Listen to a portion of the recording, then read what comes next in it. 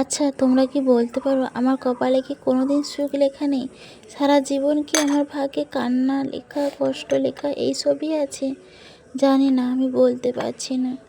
আমি পুরো ক্লান্ত হয়ে গেছি। আর 6-7 বছর এই সংসার জীবনে থেকে থেকে আমার জীবনটা পুরো শেষ হয়ে গেল। আজকে সকাল সকাল দেখো, ছোট্ট একটা ঝামেলা থেকে কত কিছু হয়ে গেল। প্রচুর কষ্ট হচ্ছিল, প্রচুর কষ্ট হচ্ছিল। আচ্ছা, কেন বললাম এই কথাগুলো? ভিডিওটা প্লিজ লাস্ট পর্যন্ত দেখতে থাকো, তাহলেই জানতে পারবে। সো হ্যালো এভরিওয়ান, তো সবাই কেমন আছো?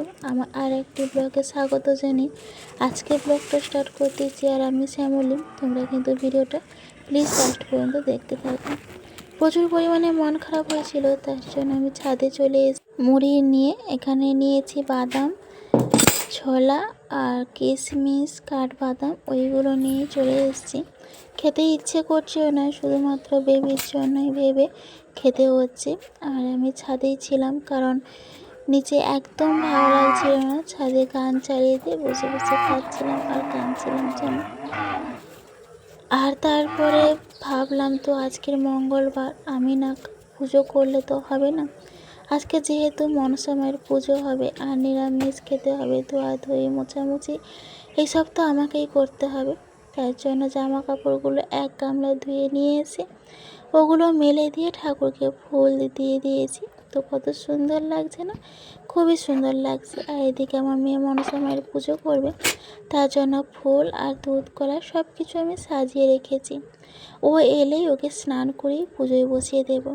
আর এদিকে দেখো, আমার জামা কাপড়গুলো মেলতে বাকি ছিল, তো আমি বাড়ির ভেতরে জামা কাপড়গুলো মেলে দিচ্ছি। আমি এখন ছাদে উঠি না, খুব কষ্ট হয়, তার জন্য আমি আর এখন ছাদে উঠি না। তারপর চলে এসেছি আমি জল আনতে।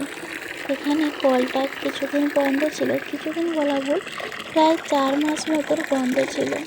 কলটা সারানো হয়েছিল না, তো আবার সারিয়েছে, এখন জল পড়ছে।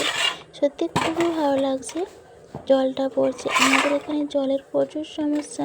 পুকুরের জলগুলো একদমই ব্যবহার করা যায় না, প্রচুর পরিমাণে পোকা হয় আর সেগুলো ব্যবহার করা যায় না। তো কলের জলটা পড়ে খুবই ভালো লাগছে। আচ্ছা, কেন বললাম ওই কথাগুলো, কেন কান্নাকাটি করছিলাম? দেখো, আমার মেয়েকে আমি কিছু বকতে পারবো না? আমার কি কোনো অধিকার নেই? 10 মাস গর্ভে রেখে পেটে যন্ত্রণা, পায়ের যন্ত্রণা, কত কষ্ট সহ্য করতে হয়। আর আমার সন্তানকে আমি শাসন করতে পারবো না? এটাই এই বাড়ির রুলস। বাচ্চাকে কেন এত বকা? বাচ্চা যদি ভুল করে তাকে বকতে হবে না? আমাকে আমার শ্বশুরমশাই বললো যেন 4 পেয়া লোক, বজ্জাতের ধারী, হিংসার বাস করা, আর কত কি নানান কথা বলে ফেললো। এত কষ্ট হচ্ছে যে আমি কি বলবো। সেখানে আমার হাজবেন্ড দাঁড়িয়ে কোনো কথাই বললো না। তোমারও তো সন্তান, তাহলে সন্তান ভুল করলে সন্তানকে কি কিছু বলা যাবে না? কিছু বলো না, বাবা মায়ের মুখের উপরে কোনো দিন কোনো কথা বলে না। আর আমি যদি বলতে যাই, আমাকেও বকা শুনতে হয়। এই অত্যাচার যে কতদিন ধরে চলবে আমি সত্যিই জানি না। মাঝে মাঝে ভাবি, এখান থেকে কি কোনো দিন মুক্তি নেই আমার? কোনো দিন কি আমি মুক্তি পাবো না? বলতে পারি না আমি। এদিকে আমার দেখো, আনাজ কাটা হয়ে গেছে। মেয়ে বায়না করেছিল আমি খিচুড়ি খাবো, তার জন্য ওর বায়না রাখতে এসে খিচুড়ি বানাচ্ছি। আর আমার সত্যি কথা বলতে নিরামিষ মুগের ডালগুলো খেতে একদম ভালো লাগে না। আর খিচুড়ির সাথে যদি হয় ভালো লাগে, খিচুড়িটা একটু ঝাল ঝাল লাগে, তার জন্য খুবই ভালো লাগে। আর আজকে খিচুড়ির সাথে একটু বেগুন ভাজা করবো ভেবেছি। অন্যদিন তো সবজি থাকে না, তার জন্য শুধু খিচুড়ি বানাই। আজকে যেহেতু অনেকটাই সবজি আছে, তার জন্য ভাবলাম খিচুড়ি আর বেগুন ভাজা করি। এদিকে কাজ করতে করতে খিদে পেয়েছিল, ওই সকালে কখন খেয়েছিলাম আর খাইনি, খুব খিদে পেয়ে গেছিলো। তার জন্য দুধটা গরম করে থালায় ঢেলে নিয়েছি, যাতে তাড়াতাড়ি ঠান্ডা হয়ে যায়। আর ডিব্বাতে ছিল 3টে হরলিক্স বিস্কুট।